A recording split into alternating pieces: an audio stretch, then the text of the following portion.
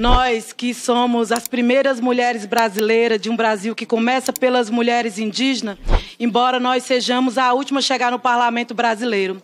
O Congresso Nacional, companheira Leila, senadora, demorou 109 anos para eleger a primeira mulher no parlamento brasileiro, mas demorou 195 anos para eleger a primeira mulher indígena, Joênia Wapichana, e demorou 200 anos para ter a primeira mulher indígena a ser presidenta de uma comissão. Com muito orgulho, fui a primeira mulher indígena a ser presidenta da Comissão da Amazônia, Povos Originários e Tradicionais, no ano de 2023. Aqui também com minha companheira Juliana, que é indígena. E agora, recentemente, em 2025, sou presidenta da Comissão em Defesa do Direito das Mulheres. Gostaria de saudar aqui todas as mulheres brasileiras, que são mais do que a metade da população brasileira. É importante que, aqui, a partir dessa perspectiva, nós consigamos dialogar e fazer esse debate, a pauta inovadora que eu trouxe para essa comissão, para debater gênero e clima. Nós compreendemos que a primeira mulher da humanidade, a mais antiga, ninguém nunca fez essa pergunta, é a terra. E por isso que quando a mulher indígena chega também no Congresso Nacional, chega a uma comissão, nós fazemos a política não somente a partir do lugar de uma deputada. A floresta fala, a água fala, a Amazônia fala, o Cerrado fala. Nós compreendemos que as mulheres, meninas, enfrentam a vulnerabilidade diante de muitos desastres.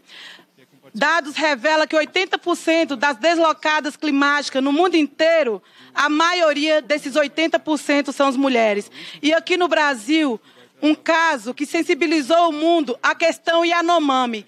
Mais de 30 meninas estrupadas, ocasionada resultado de garimpo ilegal em terra indígena, assim também como a mineração. É preciso que, nesse momento, trazemos a pauta tanto para o Congresso Nacional, mas também na agenda global, que hoje pensar a defesa ambiental não pode ser pensada somente como uma pauta progressista. Tem que ser urgentemente tratada como uma pauta humanitária. É futuricídio, mata hoje e mata também o amanhã. Os povos indígenas são 5% da população mundial. Protegemos mais de 80% da biodiversidade mundial. É importante dizer que a maior sumaúma, uma árvore da Amazônia, tem a maior árvore, que tem 60 metros, hoje ela tem de idade 500 a 800 anos. O prédio mais alto do Brasil, conhecido como Copacabana Palace, no Rio de Janeiro, demorou 3 anos para acabar a sua obra e ele tem 70 metros, apenas 10 metros mais do que a Sumaúma. É preciso entender o tempo da natureza e o tempo do homem. Reflorestar demora tempo demais e precisamos, inclusive, reflorestar a política. O Brasil pode perder em torno equivalente ao estado do Paraná, com mais de 11 milhões de habitantes, se aprovar o projeto que está prestes a ser aprovado nessa casa, que é conhecido como projeto da devastação. O dinheiro pode evitar a morte de uma mata, de uma floresta, mas o dinheiro não traz uma floresta, um rio de volta.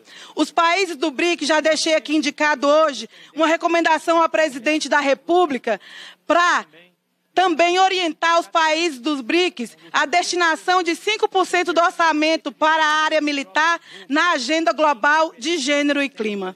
É preciso dizer que também esse Congresso, nós temos um projeto de lei que foi o combate à violência às mulheres indígenas. Hoje, numa pesquisa na Amazônia, diz que se o Congresso brasileiro não parar de investir em projetos de retrocesso aos povos indígenas, 80% dessas áreas protegidas de indígenas na Amazônia beneficia 57% do agronegócio brasileiro.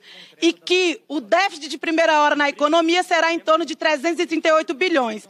A floresta, a terra que sustenta a economia. E não a economia que sustenta a terra e a floresta. O dinheiro não é capaz de trazer outro planeta. Embora nós sejamos de países diferentes, de continentes diferentes, de lutas diferentes, nós compartilhamos o mesmo planeta. Para finalizar, nós dizemos que os povos indígenas evitam a queda do céu. É preciso pensar a lei de raciabilidade com compromisso. Mulheres indígenas são guardiões do planeta para a defesa e a cura da humanidade. Inspirada numa cantora brasileira, Elcione, que diz que nós somos mulheres do fim do mundo. Eu digo mais, parlamentares comprometidas ajudam a evitar o fim das outras. Porque nós que sabemos que não existe parlamento se não existir floresta. Não existe parlamento se não existir planeta. Economia inteligente é uma economia que não nos mate. É o compromisso chamado de pensar a era digital, mas também a responsabilidade de reflorestar a política. Minhas colegas parlamentares, distintas representantes dos países do BRICS, senhoras e senhores, é uma honra estar com todas nesta reunião, unidas por um tema que não é apenas urgente, mas existencial: a crise climática e o papel fundamental das mulheres na sua superação. Eu gostaria de iniciar reconhecendo o papel estratégico dos BRICS na geopolítica climática mundial. Nossos países reúnem quase metade da população do planeta, detêm imensa biodiversidade, territórios com vastos recursos naturais e, sobretudo, vozes plurais do sul global. Esse protagonismo se torna ainda mais essencial diante de um novo cenário global preocupante. Um dos maiores emissores históricos de gases de efeito estufa anuncia mais uma vez a sua retirada do Acordo de Paris. Isso não é apenas simbólico, é um retrocesso para o esforço coletivo da humanidade e reafirma que nós, do BRICS, devemos fortalecer nossas alianças e agir com firmeza, solidariedade e coerência. O tempo de hesitação já passou. O que está em jogo é o futuro dos nossos povos, e em especial das mulheres, que são desproporcionalmente afetadas pelos efeitos da mudança do clima, mas ainda pouco representadas nas decisões que moldam esse enfrentamento. Precisamos de ações concretas, inclusivas e principalmente financiadas. E aqui faço uma cobrança clara, que deve ecoar como posição do BRICS. Os países historicamente mais responsáveis pelas emissões de carbono precisam cumprir sua dívida climática. Não é justo que os países mais pobres arquem sozinhos com os custos da transição energética enquanto enfrentam secas, enchentes e insegurança alimentar.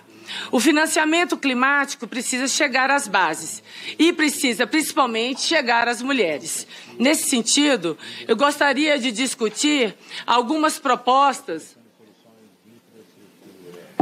que, a meu ver, podem ser construídas de forma conjunta entre os nossos países.